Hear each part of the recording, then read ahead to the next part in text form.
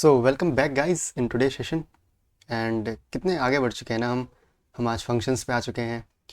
And जिन लोगों ने पहले कोडिंग करी होगी ना, कहीं भी मतलब किसी भी लैंग्वेज पे, उनके मन में एक सवाल ज़रूर आ रहा होगा कि यार हम फंक्शंस तक आ चुके हैं एंड हमने अब तक बेसिक्स ही नहीं करे, लाइक इफ़ एल्स नहीं करा, हमने अब तक लूप्स नहीं करे। एंड वो इसी तरीके की कुछ बातें सोच रहे होंगे। सो एक बात जान लीजिए आप कि कोडिंग सीखने का ना एक पर्टिकुलर रोड मैप नहीं होता कि हाँ पहले हम डेटा टाइप सीखेंगे, फिर वेरिएबल्स सीखेंगे, कांस्टेंट सीखेंगे, then if else, then loops, then some more data types like array वगैरह, देन फंक्शंस पे जाएंगे, देन रिकर्जन सीखेंगे ना। ऐसा नहीं है। सबकी अपनी अपनी अप्रोचेज़ होती हैं, सब बढ़िया हैं, कोई ख़राब नहीं है। बट हाँ, हमने यहाँ पे अप्रोच थोड़ी बढ़िया रखी है। क्यों? जब आप आगे बढ़ोगे ना, आपको पता चलेगा आपकी कमांड्स डेटा टाइप्स के ऊपर, डेटा स्ट्रक्चर के ऊपर इतनी बढ़िया हो चुकी है ना, data structure in the sense arrays के ऊपर, ऑब्जेक्ट्स के ऊपर, कि मतलब आपको ना अब मैनिपुलेशन जो है इनका, लूप्स लगाना, इफ एल्स लगाना बहुत ईजी लगेगा। बिकॉज जितनी अच्छी पकड़ आपकी डेटा टाइप्स पे होगी ना, उतना ही ईजी आपके लिए आगे की चीज़ें होने वाली हैं। तो हमने फाउंडेशंस पे बहुत जोर दिया है। हमने बढ़िया तरीके से ऑब्जेक्ट्स को, एरेज को, स्ट्रिंग्स को, नंबर्स को मैनिपुलेट करना सीखा, होल्ड करना सीखा। तो अब आगे जब जाओगे, आपको पता है कि लूप्स कितना इजी होता है, आपको पता है कि इफ़ एल्स लगाना कितना ही मुश्किल है, कुछ नहीं है। बट जहाँ पे आप अटकते हैं लॉजिक्स पे कि किस तरीके से नंबर जो है स्ट्रिंग की तरह का अगर हम ले रहे हैं तो किस तरीके से बिहेव कर रहा है, उन सब पे आप अटकते आगे। बट हमने उनको इतना बढ़िया तरीके से क्लियर करा है प्रीवियस लेक्चर्स के अंदर कि अब आप आगे अटकोगे ही नहीं। तो अब थोड़ी देर बाद जब हम आगे लूप्स पे आएंगे, तब ना आपको लगेगा कि यार क्या बढ़िया, एकदम मक्खन की तरह समझ में आ रही है चीज़ें, कि हमने बेसिक्स पे अपना जोर दिया है। तो ऐसा कोई सोचिए मत कि सबका एक प्रीडिफाइंड स्ट्रक्चर होता है। सब बढ़िया है, कोई दिक्कत नहीं है। आपको समझ में जब तक आ रहा है खुश रहिए, ठीक है। समझ नहीं आ रहा है तो चिंताजनक बात है, कोई नहीं। और जिन लोगों ने कोडिंग पहले नहीं करी है, बस स्टार्ट ही जावास्क्रिप्ट से कर रहे हैं, उनको तो मज़ा आ ही रहा होगा। बिकॉज चीज़ें जब सीखने को मिलती हैं और नई नई चीज़ें सीखने को मिलती हैं तो मज़ा आता ही है ऑब्वियसली। तो आज की डिस्कशन जो होगी ना हमारी, वो पूरी की पूरी फंक्शन ओरिएंटेड है। वो फंक्शंस होते क्या हैं यार, आप खुद बताओ ना। फंक्शन मतलब क्या? कि कुछ काम करेगा, बस इतना ही फंक्शंस होता है। वो कुछ काम करता है। अब काम करता है तो हमें फ़ायदा क्या होता है उससे? देखो, फ़ायदा ये होता है ना कि लेट सपोज आपकी वेबसाइट के अंदर एक बटन है। एक बटन है जो बार बार ना आपको एक वेबसाइट पे रीलोड कर रहा है, वेबसाइट पे क्या कहते हैं, वो भेज रहा है आपको, रीडायरेक्ट कर रहा है। तो उसका कुछ कोड होगा कि अच्छा एक क्लिक हुआ तो इस वेबसाइट पे भेजो। वो पूरा कोड बार बार आप हर बटन के लिए ना लिखने से अच्छा क्या करोगे, एक फंक्शन लिखोगे, उसके अंदर पूरे मेथड लिख दोगे किस तरीके से वो उस वेबसाइट पे जाएगा। एंड जहाँ जहाँ बटन होगा उस फंक्शन को कॉल कर लोगे सिंपली। कहने का मतलब क्या है, चलो समझते हैं। देन आज हम एक न्यू लेक्चर पे हैं अपने, तो क्रिएट कर लेते हैं एक फोल्डर, लेक्चर नंबर 68। यहाँ पे एक स्क्रिप्ट फाइल बना लेते हैं अपनी सिंपल सी। एंड ओके, स्क्रिप्ट बन चुकी है यहाँ पे। देन इसको ओपन करते हैं। Just clear it out and hide हो जाओ आप थोड़ी देर। फंक्शंस आज हमारा टॉपिक है, फंक्शंस। ओके, सो एक काम देता हूँ मैं अगर आपको, कि आपको लॉग करना है, क्या लॉग करना है, हेलो हेलो, फिर एक लॉग करना है hello, okay log hello, then what Saurabh, then एक और लॉग करना है which is like this. Okay, we have to wrap in this. अब ये काम है, 3 आपको काम करने हैं। अब इसको एक काम करिए कि मैं आपसे कहता हूँ ना कि आपको ये 10 बार लिखने हैं। 10 बार लिखने मतलब जैसे यहाँ पे हो गया, फिर लेट्स सपोज बीच में कुछ कोड है, ये आपको बहुत सारा कोड आपने लिखा, फिर आपको फिर से कहीं पे इसकी ज़रूरत पड़ेगी, आपने फिर से इसको पूरा का पूरा लिखा।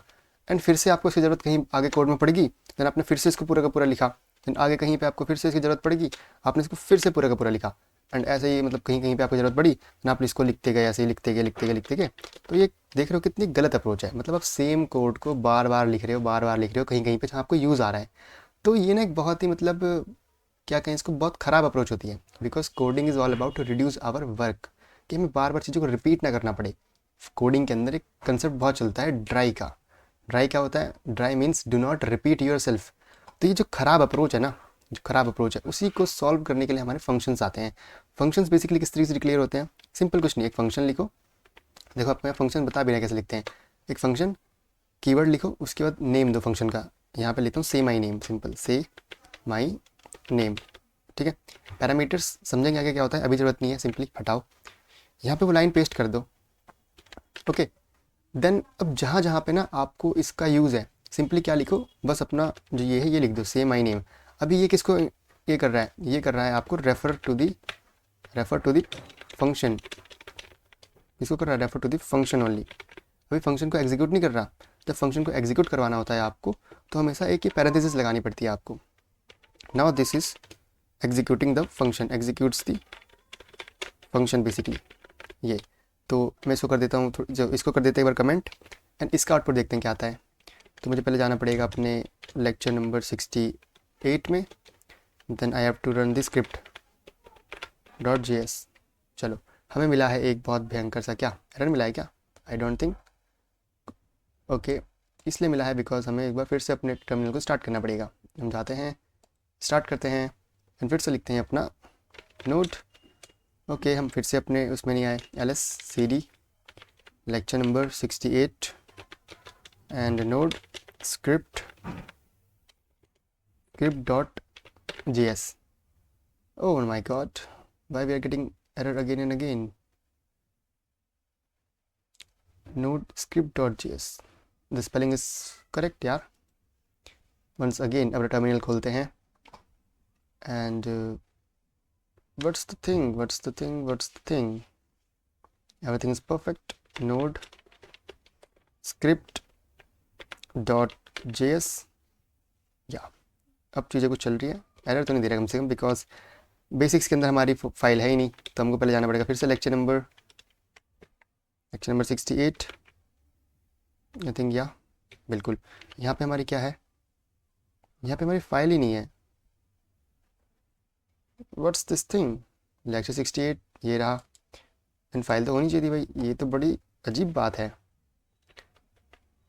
ओके, हमारी फाइल बनी है अलग, एंड हमारे फोल्डर के अंदर वो है ही नहीं एक्चुअली। तो ये गलतियाँ आप पे कभी कभी कर सकते हो, तो इसका ध्यान रखिएगा। चलो अब हम अगर ls करें तो हमें हमारी फाइल लिस्ट हो जाएगी, एंड अब हमें मिलेगी अपनी फाइल। तो पहले जो एरर आ रहा था वो इसलिए आ रहा था बिकॉज हमारे उस फोल्डर के अंदर स्क्रिप्ट फाइल थी नहीं, तो रन कैसे कर दी। तो इन गलतियों से ज़रूर बचिएगा गाइस। आप सिंपल इस तरीके को यूज़ कर सकते हो, कोई दिक्कत नहीं है। देखो अब 68 के अंदर हम हैं, अगर मैं ls करूँ तो हमको स्क्रिप्ट फाइल दिख भी रही है। तो अब अगर मैं इसको डिलीट करके यहाँ से फिर से ओपन करूँ, आप डिलीट हुई है भाई साहब, आप भी यहाँ ओपन करिए अपने इंटीग्रेटेड टर्मिनल को। Now move on to the ls command. तो स्क्रिप्ट है तो नोड script.js। तो अब ये कुछ भी हमको रिटर्न नहीं देगा। क्यों नहीं देगा? बिकॉज हमने इसको बस लिख दिया कि इसको पॉइंट करो, बट पॉइंट करके दिखाना क्या है वो भी तो बताओ। तो इसको हमें रैप करना पड़ेगा इसमें, एंड हमें करना पड़ेगा console.log। अब देखते हैं हमें क्या मिलता है इसके अंदर।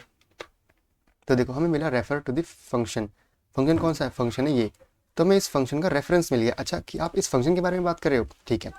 देन अब ये चीज़ क्या करेगी नीचे वाली, इसका काम होता है फंक्शन को एग्जीक्यूट करना, तो आउटपुट देना फंक्शन का। देखते हैं क्या मिलता है। तो हमें मिल गया फंक्शन का आउटपुट।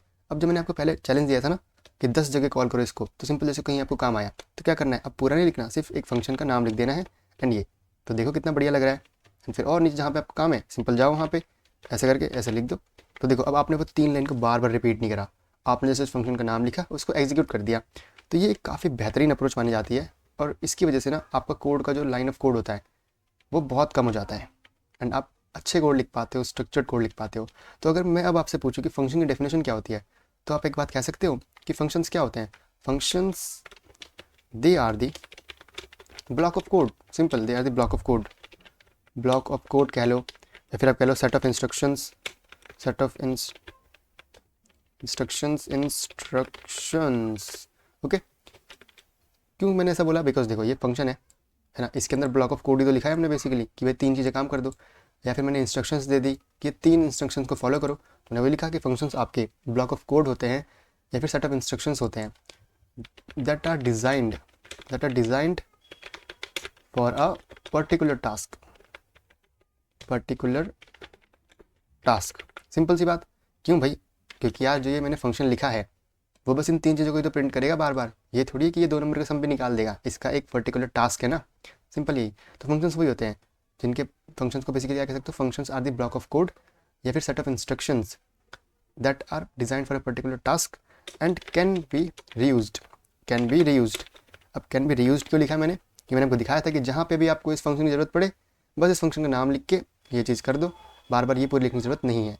तो यही आपके फंक्शंस होते हैं और आपका बहुत सारा काम आपका आसान बनाते हैं। अब आप ऐसे छोटे मोटे काम करोगे नहीं फंक्शन से बेसिकली कि आपने 3 चीज़ें प्रिंट कराई, नहीं, आप थोड़े अच्छे काम करोगे तो उनको सीखते हैं आगे, ठीक है। तो यहाँ पर लिख देते हैं कि it's the function execution, function execute करेगा, फंक्शन एग्जीक्यूट होगा इससे, सिंपल सी चीज़। चलो इतना हमने समझ लिया। एंड यहाँ पे मैंने सेम चीज़ लिख रखी है कि भाई फंक्शंस क्या होते हैं।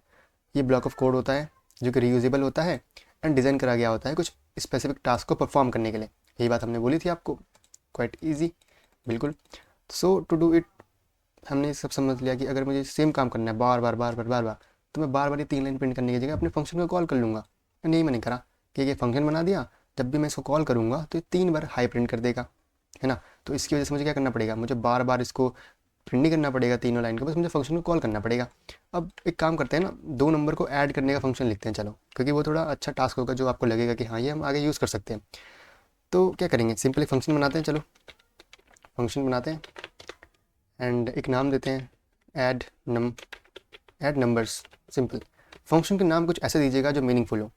एंड हमें पता था कि हम यहाँ पे देते हैं पैरामीटर्स, तो पैरामीटर्स के बारे में थोड़ी देर में समझेंगे। लेट सपोज यहीं पे मैंने आपको नंबर दिए, let a equals to 1, b equals to कुछ 2 हो गया। एंड यहाँ console डॉट लॉग कर देते हैं, console dot log a plus B, कि मुझे a प्लस बी प्रिंट करके दिखा दो। ओके a प्लस बी, या तो मुझे कितना मिलेगा, कुछ भी नहीं मिला यार, क्यों नहीं मिला। अब आपको यहाँ पे एक बात समझनी पड़ेगी ना कि फंक्शंस डिफाइन करने का मतलब ये नहीं है कि फंक्शन अपने आप वर्क करेंगे। If you have to make a function working you also have to call it मतलब सिंपल उसका नाम लिखो एंड ये लिखो, ठीक है। Function it's important to call to make it functionable, to make it working. अपने आप उसको डिफाइन करने से सिर्फ वर्किंग नहीं बन जाता, आपको उसको कॉल भी करना पड़ता है बेसिकली। इतनी बात समझ में आई। अब मैं अगर इसको रन करूँ, देखो हमको 3 मिल गया। ऐसे ही कहीं पे मुझे अगर 5 करना है और 10 प्लस करना है तो जब वो भी आंसर दे देगा, देखो कितना ईजी होगा। बट ऐसा सीन तो होगा नहीं, हम एक्चुअली यूजर से इनपुट ले रहे होते हैं कैलकुलेटर के अंदर भी, तो वो काम कैसे करेंगे, वो काम कैसे करते हैं वो बताऊँ। चलो इस लाइन को हटाइए यहाँ से। अब अपनी बात आती है पैरामीटर्स की। पैरामीटर्स क्या लेते हैं, 2 पैरामीटर लेंगे सिंपली, लाइक num1 num2। यहाँ पे आपको बताना नहीं पड़ता कि जो पैरामीटर्स हैं वो किस डेटा टाइप के होंगे, जावास्क्रिप्ट उनको खुद हैंडल करती है। देन बेसिकली मैंने नंबर 1 नंबर 2 लिए हैं तो मैं उन्हीं को यहाँ पे ऐड भी कर रहा हूँ, num1 प्लस num2, सिंपल। अब देखते हैं क्या होता है। अब अगर मैं ऐसे ही प्रिंट करूँ तो देखते हैं हमें आंसर क्या मिलता है, क्योंकि देखो जो यहाँ पे आपने पैरामीटर्स दिए हैं ना, इनकी कुछ वैल्यू तो है नहीं, वैल्यू आप यहाँ पास करते हो। तो अगर मैं यहाँ पे कुछ भी वैल्यू पास ना करूँ तो क्या आएगा, उसको थोड़ी देर में देखते हैं। अभी सिंपली पास कर देते हैं वैल्यूज़ की। लेट सपोज 1 को ऐड करना है एंड 2 को ऐड करना है। देखो अभी हमने 1 दे दिया तो ये ग्रे आउट हो गया, बट 2 देना है तो उसको 2 कर देता हूँ, तो ये भी हमने दे दिया। अब अगर मैं रन करूँ कोड को, देखते हैं क्या रिजल्ट मिलता है। रिजल्ट मिला 3। अरे वाह भाई, और करके देखते हैं, कुछ चेंज करके देखते हैं। 4 एंड 5 देता हूँ तो क्या मिलेगा, 9 मिल गया। वाह, तो ये जो चीज़ हमने ऊपर दी इट्स कॉल्ड पैरामीटर्स। हमने पैरामीटर सेट कर दिए कि आपको 2 ही वेरिएबल मिलेंगे बस। एंड जब मैंने इसको कॉल करा, इट्स कॉल्ड, क्या कहते हैं इसको, इट्स कॉल्ड आर्ग्यूमेंट। आपने कुछ अपने आर्ग्यूमेंट पास करे कि भाई आपने जो पैरामीटर्स दिए हैं ना, वहाँ पे मैं 2 वैल्यूज़ देना चाहता हूँ। तो इसकी वजह से क्या होगा, आपको जो कोड है वो रनिंग हो जाएगा, देखना। एंड 9 आपको प्रिंट होकर मिलेगा।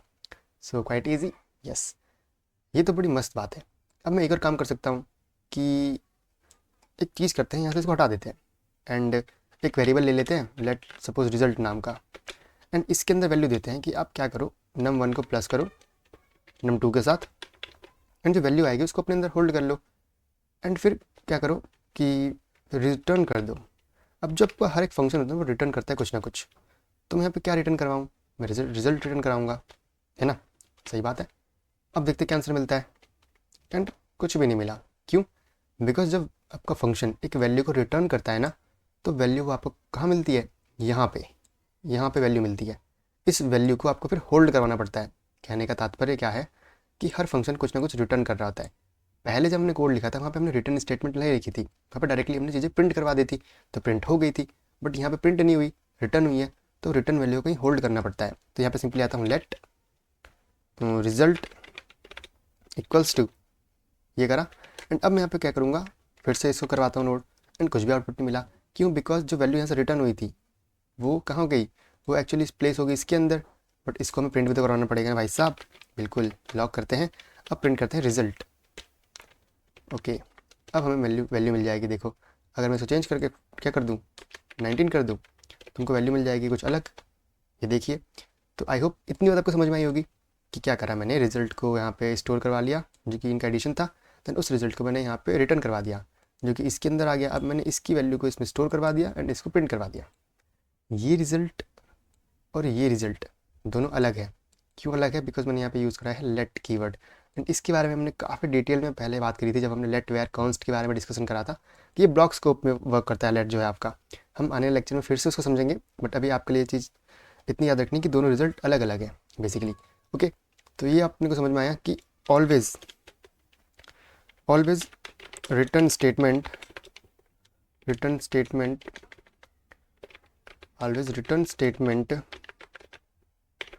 sends a value from the function and it's stored in, कहाँ पे स्टोर होती है वो? Stored in function call. मतलब देखो, यहाँ से आपके इस फंक्शन ने क्या वैल्यू रिटर्न करी थी? रिजल्ट। देन वो कहाँ पे आके स्टोर हुई? वो स्टोर हुई आपकी यहाँ पे आके। देन इसकी वैल्यू को हमने स्टोर करवा लिया रिजल्ट के अंदर एंड ये चीज़ प्रिंट हो गई यहाँ पे। अगर मैं डायरेक्टली ये चीज़ भी प्रिंट करता ना, देखो क्या, console.log करते हैं एंड प्रिंट करते हैं अपना ऐड नंबर्स को प्रिंट करते हैं। यहाँ पे कुछ अलग वैल्यू दे देता हूँ, 13 क्योंकि फंक्शन है ना, बार बार यूज़ कर सकता हूँ। अब देखो क्या प्रिंट होगी वैल्यू, 26 प्रिंट हो जाएगी, देखना, देखो, है ना। तो इंडिविजुअली वैल्यू को भी अपने अंदर स्टोर करता है। तो इतनी बात आपको शायद से क्लियर हुई होगी। काफ़ी मैंने इन डेप्थ समझाया आपको बेसिकली कि मैं कहना क्या चाह रहा हूँ यहाँ पे, मेरे कहने का तात्पर्य क्या है ना। तो वही सब मैंने यहाँ पे लिख रखा है। एक बार रीडिंग कर लेते हैं यहाँ से भी कि इसे मैंने एक फंक्शन डिक्लेयर करा जिसका नाम है सम। क्या नाम है उसका? सम नाम है। उसके अंदर मैंने दो पैरामीटर्स लिए कि आप num1 दोगे, num2 दोगे। क्या कहा मैंने इनको मैंने कहा पैरामीटर्स हो आप। देन console.log करवा दिया मैंने सिंपली इन दोनों के रिजल्ट को। तो मैंने यहाँ पे कुछ रिटर्न नहीं करा था तो कुछ आएगा भी नहीं। तो जैसे मैंने सिंपली कॉल करा अपने फंक्शन को दो वैल्यूज़ के साथ, उन वैल्यूज़ को मैंने क्या कहा था? आर्ग्यूमेंट्स। तो क्या हुआ? वो वैल्यूज़ यहाँ पे गई, यहाँ पे स्टोर हो गया 1, यहाँ पे स्टोर हो गया 1। तो यहाँ पे मैंने 1 + 1 करवा दिया तो console.log 2 प्रिंट होगा। तो मैंने लिखा, मैंने यहाँ पे क्रिएट करा फंक्शन को विद दो पैरामीटर्स। दो पैरामीटर्स कौन कौन से थे? num1 num2। एंड ये वैल्यू होल्ड करते हैं किस चीज़ की? आर्ग्यूमेंट्स की, जो मैंने पास करे हैं नीचे से। कब? फंक्शन कॉल करते वक्त। ये फंक्शन कॉल है, तो जब मैंने फंक्शन को कॉल करा था तो कुछ वैल्यूज़ पास करी थी, उन वैल्यूज़ को होल्ड करा आपके पैरामीटर्स ने। ओके, सो इतनी बात आपको समझ में आई होगी। देन वो ऊपर गए, उनका सम हुआ एंड वैल्यू प्रिंट हो गई बेसिकली। बट जब मैं थोड़ा सा आगे बढ़ा, मैंने क्या देखा? मैंने देखा ना कि हमेशा फंक्शन जो होते हैं वो कुछ ना कुछ वैल्यू को रिटर्न करते हैं। एंड पिछले भी लेक्चर्स में हमने देखा था कि कुछ अनडिफाइंड वैल्यू आ रही थी फंक्शंस की। वो क्यों आ रही थी? बिकॉज फंक्शन हमेशा कुछ रिटर्न करते हैं। तो मैंने वहाँ पे आपको एम्प्टी स्ट्रिंग रिटर्न करके दिखाई थी। तो दिक्कत होती है फंक्शन की कि जब भी आपने फंक्शन को डिफाइन कराए तो कुछ ना कुछ वैल्यूज़ को रिटर्न करवाओ बेसिकली। ओके, अगर मैं यहाँ पे जाऊँ एंड वेयर वी आर, हमने यहाँ पे रिटर्न करवा रखा फंक्शन को, तो यहाँ पे हमको कुछ अलग मिल नहीं रहा बिकॉज हमने रिटर्न ही फिर करवाया है। तो मिल गई वैल्यू अपने को एक तरीके से पूरी की पूरी रिजल्ट वाली। अनडिफाइंड का केस हमने पहले देख लिया था, तो आई डोंट थिंक दोबारा करके बताना चाहिए। हाँ, टैगल करने का मैंने बता दिया था आपको कि अगर आप कुछ भी रिटर्न नहीं करवाना तो क्या कर सकते हो, सिंपल रिटर्न लिख दो एंड आपको अनडिफाइंड नहीं मिलेगा देखने को। ओके, ये बात थी। तो करेक्ट फॉर्म क्या होती है कि हमेशा एक वैल्यू को रिटर्न करवा दो। जैसे मैंने यहाँ पे एडिशन करवाया तो रिटर्न करवा दिया। अब मैं क्या कर सकता था ना, यहाँ पे देखो, मैं सिंपली क्या कर सकता था, मैं इसको कमेंट आउट करता हूँ, Ctrl+C कमेंट करता हूँ इसको एंड यहाँ पे आ सकता हूँ एंड कहता हूँ कि यार ये अलग अलग करने से अच्छा क्या करो, तुम ना डायरेक्टली क्या करो, रिटर्न करवा दो। किसको रिटर्न करवा दो? num1 + num2 को। देखो मैंने रिटर्न रिजल्ट करवा रखा है ना। एक अलग वेरिएबल बनाने से अच्छा क्या है, डायरेक्टली num1 + num2 करो। वहाँ पर तो एक बार num1, ओके, num1 + num2 करो, रिटर्न करा दो इसको। एक काम करता हूँ, इसको भी ना थोड़ा सा ऊपर लिख देता हूँ, Ctrl+X करता हूँ, नहीं रहने देते हैं, Ctrl+V कर देते हैं। अब मैं अगर यहाँ पे ऐड नंबर को यूज़ करूँ, बोलूँ कि यार 2,3 बताओ क्या है, और इसको console.log करवा दो, console. ठीक है, अब देखते हैं क्या होता है। तो 5 मिल गया हमको। तो मैं ये भी कर सकता हूँ, एक अलग वेरिएबल बनाने से अच्छा क्या है कि हम सिंपली उसको रिटर्न कर दें जो हमें स्टेटमेंट दी रखी है। तो हमने ये कर दिया, तो ये भी एक तरीका है ना। आई होप समझ में आएगा आपको मैंने क्या करा यहाँ पे। मैंने बस एक वेरिएबल हटा दिया। हमें अननेसेसरी वेरिएबल क्रिएट नहीं करना बिकॉज वो भी एक स्पेस कैप्चर करता है। तो ऑप्टिमाइज तरीका क्या है कि हम डायरेक्टली उस एक्सप्रेशन को इवैल्यूएट करवाएं एंड वहीं से रिटर्न कर दें, उसको स्टोर ना करें किसी एक जगह पे। तो ये बात थी जो हमें समझने लायक थी। हमने करी, ठीक है। तो मैंने सब चीज़ों को लिख रखा है। अब ना ये चीज़ें यार फिर से आ गई हैं कन्फ्यूजन वाली बातें, तो करके देखते हैं एक बार। चलो, हमने यहाँ पे फंक्शन बना रखा है, इसी पे कुछ चीज़ें करते हैं आराम से। कि आपने तो देखो यहाँ पे कर दिया कि 2+3 दो, और ज़रूरी थोड़ी है यूज़र आपको हमेशा सेम चीज़ देगा। कंट्रोल एक्स करते हैं, वी लेट सपोज यूज़र ने दे दिया आपको कुछ ऐसा। अब आउटपुट क्या आएगा? अब आउटपुट बताओ यार, इजी है, 23 आउटपुट आएगा। क्यों? बिकॉज अब ये एक स्ट्रिंग हो गया, तो इसको भी स्ट्रिंग मान लेगा एंड 23 आउटपुट दे देगा कॉन्कैटिनेट करके एक तरीके से। एंड सेम एज क्या हो सकता है कि आप करो कुछ कंसोल लॉग करो, हमने तो इसको डायरेक्टली कॉपी कर रखा है, so we go there and कैसे कर देते हैं 3a कर देते हैं। अब क्या आएगा आउटपुट? 23 आएगा। क्यों? एक स्ट्रिंग की तरह वर्क कर रहा है। तो ये दिक्कत है फंक्शंस की। अब इस चीज़ को अवॉइड करने के लिए हमें यहाँ जाना पड़ेगा, हमें चेकिंग करनी पड़ेगी कि क्या आपका जो num2 है या num1 है वो नंबर है या फिर वेरिएबल है। तो ऐसा बहुत सारे इफ एल्स लगाने पड़ेंगे, क्योंकि हमारे जो जावास्क्रिप्ट है उसके अंदर टाइप सेफ्टी नहीं है। तो यही दिक्कत है हमारी। इसी को सेफ गार्ड करने के लिए हमारी टाइप स्क्रिप्ट बनी, जहाँ पे टाइप सेफ्टी है एंड वहाँ पे चीज़ें ईजी होती है। काम यहाँ पे भी हो जाएगा, बट हाँ थोड़ा कोड बड़ा हो जाएगा, बिकॉज आपको इफ एल्स कंडीशनल्स लगानी पड़ेंगी। ओके, ये बात है। अगर मैं सेम चीज़ करूँ ना यहाँ पे एक, और मैं यहाँ पे करूँ कि चलो नल डाल दो यहाँ पे 2 की जगह पे, अब आउटपुट क्या आएगा बताओ? मेरे अकॉर्डिंग तो 3 आना चाहिए। क्यों? बिकॉज नल को ये कन्वर्ट कर देगा 0 में, देन 0+3 आपका क्या हो जाएगा? 3 आ जाएगा एक तरीके से। तो ये कुछ तो थोड़े बहुत फ्लॉज है फंक्शंस के भी। फंक्शंस नहीं कहूँगा, ये तो जावास्क्रिप्ट के फ्लॉज है, हमने पहले भी डिस्कस कर लिए थे। ओके, सो कोई नहीं, आप इसको अभी आगे टैकल करना सीखोगे जब हम इफ एल्स के बारे में सीख रहे होंगे। बेसिकली जो अपनी टाइप सेफ्टी होती है उसको किस तरीके से इंश्योर करते हैं उसके बारे में। तो अब एक और चीज़ बड़ी ध्यान से समझते हैं ना, देखो कि हमने फंक्शन क्रिएट कर दिया, लेट सपोज एक फंक्शन कर दिया क्रिएट जिसका नाम है add1। ओके, जो भी इसके अंदर एक नंबर आएगा उसमें वो 1 ऐड कर देगा बेसिकली। करते हैं चलो, तो रिटर्न कर दो num+1 रिटर्न कर दो।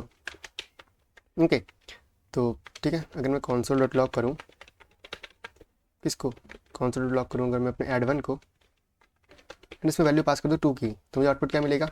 ऑब्वियस यार 3 मिलेगा। सही बात है। एंड एक काम करता हूँ ना, रिटर्न के बाद मैं लिख देता हूँ कि console कर दो dot log function executed, function executed. अब ये एक्चुअली क्या करता है कि देखो ये करा, तो अब आप बोलोगे कि यार ये तो रन ही नहीं हुआ। क्यों? बिकॉज रिटर्न स्टेटमेंट के बाद, after return statement not a single line is interpreted, not a single line is executed। आप ऐसा कह सकते हो कि जो रिटर्न स्टेटमेंट होता है वो एंडिंग पॉइंट होता है आपके फंक्शन का, उसके बाद कभी कोड रन ही नहीं होता। बिकॉज यहाँ से आते ही रिटर्न स्टेटमेंट देखते ही कोड आपका वापस पहुँच जाता है इसके पास। जैसे देखो क्या हुआ, आपने 2 दिया, 2 यहाँ पे स्टोर हुआ, देन 2+1 3 एंड 3 को इसने करा रिटर्न करते हुए यहाँ आ गया। इसने देखा भी नहीं क्या क्या है, तो यहाँ पे देखो क्या लिखा है, अनरीचेबल कोड डिटेक्टेड। बिकॉज यहाँ पे कभी भी आपका कोड आएगा ही नहीं।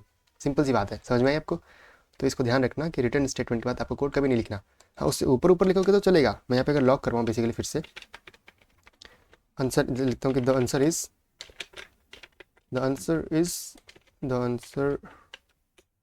अगर मैं ऐसे लिखूँ तो ये कोड देखो परफेक्टली रन होगा। क्यों? रिटर्न स्टेटमेंट से ऊपर है तो रन होगा, बट रिटर्न स्टेटमेंट से नीचे वाला कभी भी रन नहीं होता है। बिकॉज जो फ्लो होता है कंट्रोल स्टेटमेंट का वो हट जाता है आपका। कहाँ पे आ जाता है? वो आ जाता है एक्चुअली जहाँ पे फंक्शन कॉल हुआ था। तो ये सीन था एक्चुअली, इसको याद रखना। एंड देखो लिख रखा है मैंने सिंपल सी चीज़। एक काम करते हैं, चलो देखो क्या करते हैं कि अगर मैं क्या करूँ, मैं ना कुछ भी ना दूँ यहाँ पे। लेट सपोज मैं लॉक करता हूँ एंड कहता हूँ कि यार add1 करो, एंड कुछ भी नहीं दिया मैंने। अब आंसर क्या आना चाहिए बताओ? नॉट अ नंबर आया। क्यों आया? बिकॉज देखो मैंने मतलब कुछ वैल्यू पास करी ना, कुछ भी नहीं करी, तो एक तरीके से अनडिफाइंड ही है, मतलब कुछ डिफाइन नहीं करा। तो नम कैसा है? नम के पास कुछ भी वैल्यू नहीं है, नम इज़ टोटली अनडिफाइंड। तो अनडिफाइंड को जब नंबर में कन्वर्ट करता है तो क्या होता है? Not a number. जब नॉट अ नंबर में 1 प्लस करेगा तो वो भी नॉट अ नंबर ही आता है। दैट्स वाई हमें आंसर क्या मिला? हमें आंसर मिला number, not a number, not a number. ठीक है, इस चीज़ को भी ध्यान रखना, आपसे इंटरव्यू में पूछा जा सकता है ये चीज़। जब हम कुछ भी पास ना करें तो एक तरीके से अनडिफाइंड ही जाता है बेसिकली। तो इससे बचने का कोई तरीका है? अब वो यहाँ समझते हैं। देखो क्या समझते हैं कि हमने एक बनाया फंक्शन, इसको मैं ऐसा कर सकता हूँ, नेम इज़ से हाई, ओके। पैरामीटर्स पे मैं लूँगा यूज़र, यूज़र का नाम क्या है, फिर मैं यहाँ प्रिंट कराऊँगा log. And log is like कैसा लॉग होगा, ये होगा बैकटिक वाला लॉग कि हेलो मिस्टर, एंड यहाँ पे डाल दूंगा नाम, यूज़र का नेम। ओके, आई थिंक कोई दिक्कत की बात नहीं है इसमें, सिंपल ही है तो भाई एकदम। एंड रिटर्न कुछ नहीं करवा रहा मैं अभी। अब अगर मैं console.log करवाऊँ, console.log, एंड मैं यहाँ पे यूज़ करूँ आपका से हाई। अच्छा, console.log करने की ज़रूरत तो है नहीं, बिकॉज से हाई अपने आप में ही लॉग करवा रहा है, कुछ रिटर्न तो कर नहीं रहा। तो से हाई पे जाता है एंड कहते हैं कि यार से हाई, आप एक काम करिए, आप एक वैल्यू ले लीजिए सौरभ, एंड मुझे आउटपुट दीजिए जल्दी से फटाफट। तो क्या मिलेगा आउटपुट? आउटपुट मिलेगा hello mister Saurabh. Quite easy, कोई बात है नहीं इसमें, सिंपल सी, समझने लायक तो ये होगी। चलो अब मैं यहाँ कर दूँ, कुछ भी ना दूँ अगर, तो क्या प्रिंट होगा ये बताओ? कुछ भी नहीं का मतलब कि वैल्यू अनडिफाइंड है यूज़र की, तो यूज़र की वैल्यू यहाँ पे क्या होगी, एक्चुअली अनडिफाइंड होगी। तो प्रिंट होना चाहिए मेरे अकॉर्डिंग हेलो मिस्टर अनडिफाइंड। देखते हैं क्या वैल्यू प्रिंट होती है, एंड वाला सेम वैल्यू प्रिंट हुई। लॉजिक हमें पता है कि यूज़र डिफाइंड ही नहीं है यहाँ पे, तो अनडिफाइंड वैल्यू आएगी। तो अब इसे बचे कैसे एक्चुअली में, बचे कैसे से, ये आपकी आती है बड़ी खतरनाक सी बात कि बचे कैसे एक्चुअली में। अब एक काम करता हूँ कि आपको इंट्रोड्यूस करवा देता हूँ इफ़ एल से। काफ़ी ईजी टॉपिक है, कुछ खास है नहीं, आगे इन डेप्थ में समझेंगे इसको। तो इसी चीज़ को कमेंट आउट करते हैं, यहाँ लिखते हैं कि यार अगर इफ़, सिंपल इफ़ लिखो, स्टेटमेंट आपको यहाँ मिल जाएगी, एल्स की भी मिल जाएगी, इफ़ लिखो बस अभी कि इफ़ यूज़र जो है आपका ट्रिपल इक्वल टू है अनडिफाइंड के, तो क्या करो, रिटर्न कर दो यहीं पे कि please print your name, give your name, enter your name. चलो एंटर योर नेम। ओके, चलो अब एक्चुअली देखो क्या होगा, आपने यूज़र डिफाइंड कुछ भी नहीं भेजा, तो यूज़र की वैल्यू कितनी अनडिफाइंड है वो यहाँ पे आएगा, एंड चेक करेगा क्या यूज़र बराबर है अनडिफाइंड के, एंड अगर ये ट्रू होगा तो डायरेक्टली रिटर्न कर देगा enter your name, and code का जो फ्लो है वो वहाँ पे कहाँ पे आ जाएगा, यहाँ पे आ जाएगा, एंड ये लाइन कभी भी एग्जीक्यूट नहीं होगी। ओके, एंड अगर अगर ये चीज़ नहीं ट्रू है, मतलब कि कुछ वैल्यू है यूज़र की, तो इसको वो इग्नोर कर देगा, एंड नीचे आके क्या करेगा, इसको प्रिंट कर देगा। करके देखते हैं, चलो देखो क्या बोल रहा है अपने को, कुछ बोला इसने? कुछ भी नहीं बोला। अब क्योंकि इसने रिटर्न करा है, दैट्स वाई ऐसा चीज़ हो रही है, तो मुझे इसको कहीं प्रिंट करवाना पड़ेगा, console.log एंड से हाई कैसे कॉल करना पड़ेगा। एंड एक काम करता हूँ कि इसको भी मैं रिटर्न ही करवा देता हूँ, बिकॉज मुझे बड़ा अजीब सा कोड बन जाएगा। रिटर्न स्टेटमेंट, हाँ आप मल्टीपल रिटर्न स्टेटमेंट्स लिख सकते हो अपने कोड के अंदर, बट वो रिटर्न स्टेटमेंट अलग अलग होने चाहिए। देखो ये ब्लॉक स्कोप की है, अंदर वाले का बाहर से कोई लेना देना नहीं है, बट बाहर वाले का पूरे फंक्शन, मतलब रिटर्न स्टेटमेंट दोनों काम सेम करेगी। जहाँ पे भी रिटर्न स्टेटमेंट एग्जीक्यूट हुई, आपका फंक्शन बंद हो जाएगा काम करना, एंड सीधा यहाँ पे आ जाएगा, आगे कुछ भी नहीं दिखेगा। अगर ये एग्जीक्यूट होगी तो ये कभी एग्जीक्यूट नहीं होगी, एंड ये एग्जीक्यूट होगी तो फंक्शन ही मतलब एक तरह से क्लोज होगा, बिकॉज इस पर ये कभी गई नहीं। क्यों? क्योंकि इफ़ के अंदर है बेसिकली, ये तो तभी जाएगा ना इफ़ के अंदर जब ये कंडीशन ट्रू है, एंड अगर ये कंडीशन ट्रू है तो इसके अंदर जाएगा, देन इसको एग्जीक्यूट करेगा, एंड फ्लो खत्म एक फंक्शन का, एंड यहाँ पे जाएगा डायरेक्टली। अब मैं अगर इसको रन करूँ तो क्या होगा देखते हैं। देखो एंटर योर नेम बोल रहा है, क्यों? बिकॉज अभी यूज़र हमने कुछ भी नहीं भेजा, तो यहाँ पे गया, अब इसकी वैल्यू कितनी अनडिफाइंड है, तो पहले अंदर आया, इसने चेक करा क्या यूज़र आपका बराबर है अनडिफाइंड के, और ये ट्रू है, तो इसने रिटर्न कर दिया ये चीज़। अगर मैं कुछ वैल्यू दे दूँ यहाँ पे, लेट्स सपोज XYZ दे देते हैं, तो क्या होगा, अभी इसकी वैल्यू XYZ मैंने भेजी, यहाँ पे वैल्यू स्टोर हुई XYZ, तो अनडिफाइंड तो है नहीं, तो इसको एग्जीक्यूट करेगा नहीं, आएगा यहाँ पे एंड रिटर्न कर देगा हेलो मिस्टर XYZ। करके देखते हैं, चलो देखो ये चीज़। एंड अगर आपको ये थोड़ा नहीं समझ में आया तो सिंपल सी करो काम, क्या, ये बस एक और तरीका है। तरीका वो ये है कि अब एक फंक्शन बनाओ, सेम नाम का फंक्शन बनाते हैं। चलो कॉपी करते हैं इसको, कॉपी, हम यूज़ करते हैं अपने डिफ़ॉल्ट पैरामीटर्स को। डिफ़ॉल्ट पैरामीटर मतलब, अरे एक मिनट रुको, काफ़ी इजी है कि इतना काम करने से हटाओ, एंड क्या बोलो कि भाई साहब देखो, अगर हम यूज़र को बराबर कर दें लाइक XYZ के, तो क्या होगा। अगर अब मैं क्या बोलूँ कि भाई साहब console.log करिए, एंड अगर आप वैल्यू दोगे तो भी मैं चलूँगा, नहीं दोगे तो भी मैं चलूँगा। मतलब अगर मैंने से हाई दिया, इसका मतलब कि वैल्यू कुछ भी नहीं है, तो ये अपने आप वैल्यू ले लेगा XYZ।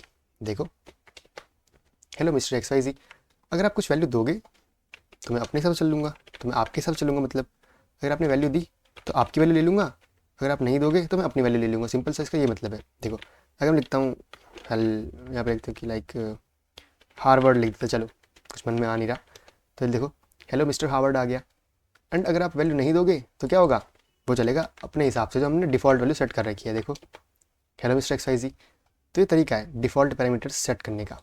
अगर आपने कुछ वैल्यू खुद से दे रखी है और अगर बंदा कुछ वैल्यू नहीं देता तो अपने आप जो आपने वैल्यू दी है वो ले लेगा, बट अगर कुछ पर्सन ने वैल्यू दे रखी है तो वो उसकी वैल्यू को ले लेता है। सो ये तरीका है आपके डिफ़ॉल्ट पैरामीटर्स को सेट करने का। काफ़ी मतलब ईजी था ये तरीका पिछले वाले से, जहाँ पे आपको इफ एल्स लगाना पड़ रहा था। ओके, सो एक बार इस लाइन को समझने की कोशिश करिएगा कि जैसे मैंने ना यहाँ पे लिख रखा है, देखो कि यूज़र इक्वल्स टू अनडिफाइंड, इस तरीके को ना हम इससे रिप्लेस कर सकते हैं। कैसे? क्योंकि देखो कुछ वैल्यूज़ जो हैं आपकी जावास्क्रिप्ट के अंदर, उनकी एक स्पेशल मीनिंग होती है। लाइक आपका अनडिफाइंड हो गया, नल हो गया, एम्प्टी स्ट्रिंग हो गई, इन सबको फॉल्स ही वैल्यू मानी जाती है। मतलब कि इनकी जो वैल्यू होती है फॉल्स होती है। तो अनडिफाइंड एक तरीके की फॉल्स वैल्यू हुई। तो मैं इफ़ के अंदर अगर पुट कर दूँ डॉट या एक्सक्लेमेशन मार्क यूज़र, और यूज़र की वैल्यू अगर फॉल्स है तो ये ऑपरेटर क्या करता है, उसको ट्रू बना देता है। तो एक तरीके से यहाँ पे ट्रू स्टेटमेंट होगी तो ये चलेगा। तो एक तरीके से एडवांस मेथड जो कि आप आगे प्रोजेक्ट्स में यूज़ करने वाले हो। तो अभी के लिए अगर आपको समझ नहीं आता तो कोई दिक्कत नहीं है, हम आगे इसको डिस्कस करेंगे दोबारा से। एंड हमने इस बारे में डिस्कस करा कि डिफ़ॉल्ट वैल्यूज़ किस तरीके से वर्क होती है। एंड अब ना एक बात समझते हैं, देखो कि ना कई बार क्या होता है, हम एक फंक्शन बनाते हैं लाइक कैलकुलेट करो कार्ट को, सिंपल सा, एंड हमें रिटर्न करना है हमारे जो लेट्स सपोज क्या बोले, कार्ट को रिटर्न कर देते हैं, सिंपल, ठीक है। ये क्या है, कैरेट पोजीशन, अभी इतने नीचे अपने को सिर्फ कार्ट चाहिए। तो या नीचे आते हैं एंड लेट सपोज क्या होता है कि कंसोल डॉट लॉग करते हैं एक, एंड कैलकुलेट कार्ट है। आपको नहीं पता कि इसमें कितनी वैल्यूज आ सकती हैं। लेट सपोज 200 आ गई, मतलब यहाँ पे प्राइस आएगा बेसिकली। जैसे आपने देखो ना अमेजोन में कार्ट होती है आपके पास, जहाँ पे आप कुछ भी ऐड करोगे तो उनका प्राइस हो जाता है। तो ऐसे कुछ मैंने वैल्यूज़ डाल दी एंड जा रही हैं ऊपर, जा रही हैं। तो देखते ऊपर क्या आता है वैल्यू में। मैं यहाँ डालता हूँ एक नम वैल्यू कि ठीक है, इसको मैं स्टोर करता हूँ उसके अंदर। लेट्स सी रिजल्ट क्या आता है। एरर आ गया, क्वाइट ऑब्वियस आना भी था, बिकॉज देखो क्या दिक्कत है। अच्छा, इसको हम क्या करते हैं ना, हम इसको नम कर देते हैं, बिकॉज हमने ऊपर नम कर दिया डिक्लेयर, नीचे इसे नीचे काट कर दिया, तो ये एरर था। अब बस 200 आया यार, बाकी की वैल्यूज़ तो वेस्ट होगी, तो ये दिक्कत आती है। तो इसको सॉल्व करने के लिए क्या यूज़ करते हैं, हम यूज़ करते हैं अपना रेस्ट ऑपरेटर। अब आप बोलोगे कि यार ये तो वो तो स्प्रेड ऑपरेटर था, बट हाँ, ये जो 3 डॉट्स हैं इनके 2 नाम हैं, और ये 2 नाम अकॉर्डिंग टू कंडीशन आते हैं। अभी आपका रेस्ट ऑपरेटर की तरह वर्क कर रहा है, रेस्ट ऑपरेटर की तरह वर्क कर रहा है, एंड कभी कभी ये वर्क करता है आपका एज अ स्प्रेड ऑपरेटर। जब आपके पास बंच ऑफ वैल्यूज़ होती हैं एंड उसको आप बिखेरना चाहते हो तब आप यूज़ करते हो अपना स्प्रेड ऑपरेटर। एंड जब आपके पास रैंडम वैल्यूज़ होती हैं उनको आप बंच करना चाहते हो तब आप यूज़ करते हो रेस्ट ऑपरेटर। जैसे हमें पहले जब हमने सीखा था, हमें एरे मिलती थी या ऑब्जेक्ट मिलता था, हम उसको स्प्रेड कर देते थे। अभी हमें कुछ भी नहीं मिल रहा, हमें जस्ट वैल्यूज़ मिल रही है यहाँ पे रैंडमली, हमें इनको बंच करना है, हम यहाँ पे यूज़ करते हैं रेस्ट ऑपरेटर। अब देखो क्या वैल्यू मिलेगी अपने को, हमें एक एरे मिलेगी सिंपल सी, कितनी प्यारी एरे मिली। अब सिंपली हम एरे के अंदर आगे जाके लूप लगा देंगे, इनको ऐड कर देंगे सिंपली।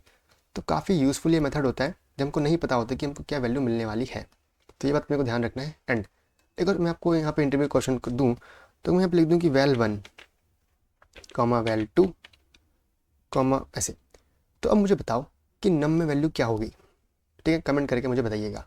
एंड नम में पता है एक्चुअली वैल्यू क्या होगी, लास्ट की 3 वैल्यूज़ होंगी।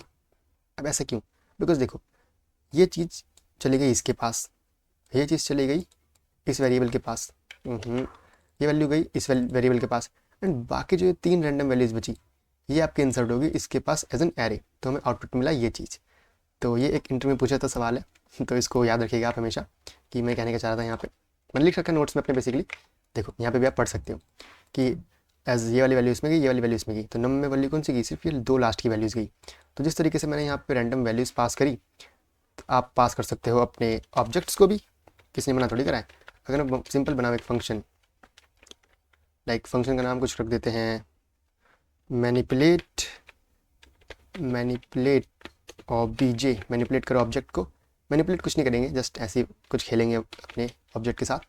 तो लेट सपोज मैंने एक ऑब्जेक्ट बनाया लेट माई ओबीजे, जिसके अंदर वैल्यूज़ है आपकी like name, like Saurabh, and value है आपके पास एज विच इज़ 19। एंड मैं अपने फंक्शंस के अंदर ऑब्जेक्ट भी पास कर सकता हूँ। कैसे डालते हैं यहाँ पे, अपने एक ऑब्जेक्ट का नाम रख देते हैं कुछ कि ओबीजे रख देते हैं, सिंपल सा नाम, ओके। एंड मैं ऑपरेट करूँगा अपने ओबीजे पे, कंसोल डॉट लॉग करते हैं डायरेक्टली कि क्या करो, console dot log hello mister Saurabh. अब सौरभ की जगह मुझे ओबीजे में से अपना वो लाना पड़ेगा वैल्यू, तो वेरिएबल को ऐसे करते हैं।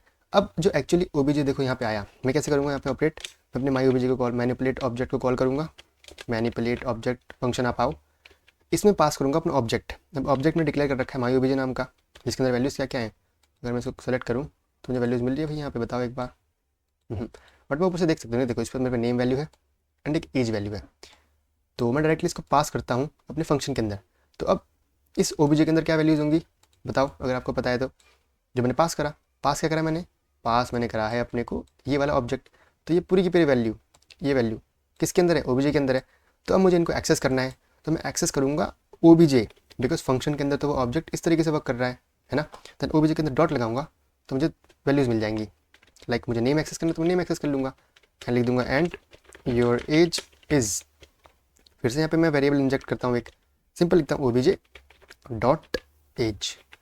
तो इस तरीके से मैं इसको एक्सेस कर सकता हूँ। प्रिंट करा के देखते हैं एक बार। तो देखो, hello mister Saurabh and your age is 19। Simply इसने रन कर दिया, देखो कितने प्यारे तरीके से ये हो गया। एंड अगर आप चाहो तो क्या कर सकते हो, आप रन टाइम में, run time in the sense जब आपने इसको कॉल करा है मैनिपुलेट ऑब्जेक्ट को, यहीं पे एक ऑब्जेक्ट दे सकते हो कि नेम दे देता हूँ मैं इसको जस्ट लाइक एंजल, एंड कह देता हूँ कि क्या दें यहाँ पे, नेम के बाद हमें देना है एक एज, क्योंकि हमने ऊपर एज कर रखा है। एंड एज दे देता हूँ इसको कि यूर एज इज़ लाइक 21। चलो अब देखते हैं क्या प्रिंट करता है अपने को। तो देखो इसने लिया हेलो मिस्टर एंजल। ओके, यहाँ पे मैसेज लिखना पड़ेगा ना, कोई दिक्कत नहीं, वो तो ईजी चीज़ है, आप मैसेज कर लीजिए। लो, good good to go, hello Mrs Angel and your age is 21। देखो इस तरीके से भी आप काम कर सकते हो अपने ऑब्जेक्ट के साथ। तो काफ़ी फ़न तरीका है ऑब्जेक्ट को डिक्लेयर करके रन करने का, मज़ा आता है भाई। देखो आप चाहो तो इसके अंदर एरे डाल सकते हो, किसने मना नहीं करा, एरे भी पास कर सकते हो। तो उन्होंने लिख रखा है यहाँ पे, देखो ऑब्जेक्ट आप पास कर सकते हो। ओके, अगर हमें एरे पास करनी है तो एरे किस तरीके से पास करोगे। एंड एक बड़ा प्यारा सा एक हमारे पास एग्जाम्पल है, वो समझते हैं चलो। कि देखो अब आपने जो कन्फ्यूज़न क्रिएट करी थी ना अपने अंदर कि भाई rest operator and spread operator को इस तरीके से यूज़ करना होता है, वो समझते हैं। चलिए क्या करना है अपने को कि ना हम एक एरे डिक्लेयर करते हैं, let array is equals to 1 2 3 4 34 56 27 ऐसे लग दिया। फंक्शन बनाते हैं जो बताएगा greatest element in the array. तो लिख देते हैं ग्रेटेस्ट इन एरे, कि हमने एरे एक एलिमेंट बना दिया बेसिकली। ओके चलो ठीक है। अब बात आती है कंसोल करने की, चलो उसको बाद में देखेंगे। अब मैंने क्या करना है ना, इसके अंदर एक एरे लेनी है, तो सिंपल लिख देता हूँ एरे, ऐसे एरे सिंपल लिख दी एरे। तो जब मैं फंक्शन कॉल करूँगा बेसिकली मैं क्या कर रहा हूँ, मैं कर रहा हूँ ग्रेटेस्ट फंक्शन को कॉल करते हैं, इसमें पास करूँगा अपनी एरे। एरे का नाम है अपना क्या, अभी एरे का नाम है ARR, सिंपल गुड। अब मैंने एरे पास करी, तो अब जो ये एरे वेरिएबल है इसके अंदर वैल्यू क्या है, इस पूरी एरे की वैल्यू है। तो अब मैं इसको यूज़ करूँगा ऑपरेट करने के लिए एरे के ऊपर। मुझे फाइंड करना है अपना ग्रेटेस्ट नंबर, तो मैं यहाँ पे एक वेरिएबल डिक्लेयर करता हूँ लेट ग्रेटेस्ट, सिंपल सा। एंड यहाँ लिखता हूँ कि ग्रेटेस्ट फाइंड करना है, तो उसके लिए मेरे पास एक फंक्शन होता है मैथ के अंदर, मैंने आपको बताया था मैथ डॉट मैक्स। ओके, अब हमें पता है कि जो मैथ डॉट मैक्स होता है वो डायरेक्टली एरे पे वर्क नहीं करता, वो वर्क करता है वैल्यूज़ के अंदर। अब वैल्यूज़ कैसे दूंगा मैं यहाँ पे, क्योंकि मैंने तो एरे ले रखी है। अब एरे क्या है मेरा, बंच ऑफ वेरिएबल, मुझे उसको स्प्रेड करना है, तो मैं यहाँ पे यूज़ करूँगा अपना 3 डॉट्स एंड डाल दूंगा भाई एरे डाल दो यहाँ पे लो। एंड देखते हैं क्या मिलता है अपने को फिर आंसर के अंदर, कंसोल डॉट लॉग लिखता हूँ ग्रेटेस्ट। अब देखिए आंसर क्या मिलेगा 67, जो कि हमारा ये नंबर था। तो आपको समझ में आया, देखो एरे मैंने as a bunch of numbers ली, अब उसको मुझे फैलाना था तो मैंने यूज़ कर लिया यहाँ पे स्प्रेड ऑपरेटर, सिंपल इस तरीके से। अगर मुझे यहाँ पे वैल्यूज़ मिलती अगर ऐसे रैंडमली जैसे मैंने ऊपर देखा था, अगर उन्हें मुझे बंच करना होता तो मैं सेम यूज़ करता, बट तब वो कहलाता आपका रेस्ट ऑपरेटर। तो एक एग्जाम्पल से मैंने आपको 2 डाउट्स क्लियर कर दिए एंड यूज़ करना भी सिखा दिया एरे को भी। तो कितना मज़ा आया यहाँ पे ना भाई। चलो ये चीज़ आपने समझी, एंड इतनी समझनी थी आपको फंक्शंस के अंदर बेसिकली। अभी काफ़ी सारी चीज़ें मैंने आपको आज बता दी, तो प्रॉपर नोट्स बनाइएगा, रिवीजन करिएगा, एक बार दोबारा देख लीजिए लेक्चर को, कोई दिक्कत नहीं है। एंड हाँ, इसको दिमाग में बैठाइएगा। ओके, सो आज के लिए इतना ही था गाइस, एंड मज़ा आया भाई आपके साथ ये वाला लेक्चर लेके ना, काफ़ी चीज़ें का हमने समझा आज यहाँ पे बेसिकली। एंड मैं इसको पुश भी कर देता हूँ यहीं पे गिट स्टेटस अगर हम देखें अभी फ़िलहाल तो। Okay, I have to push this thing git push -m learn about functions in detail. मज़ा आया भाई, बहुत मज़ा आया, सही बताएं। Okay, so what saying, it's saying that there is an array.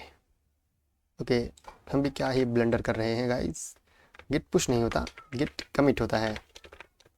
And okay, हम ये डाल देते हैं आपको git push-up -u origin main, and ये आपको अब अवेलेबल हो जाएगा आपके कोड बेस में, जो कि हमारा एरे का कोड बेस, एरे तो नहीं कहूँगा, हमारी पूरी की पूरी जो प्ले लिस्ट है उसका कोड बेस है, आप वहाँ से उसको एक्सेस कर सकते हो। एंड आज के लिए इतना ही था। हमने काफ़ी इन डेप्थ तरीके से अपने जो फंक्शंस उनको सीखा, बहुत सारे एग्जांपल्स देखे, इन हर एस्पेक्ट को कवर करा। चलो अब अगले में मिलते हैं, जहाँ पे हम सीख रहे होंगे scope of variables and scope of functions also. So meet you there, bye.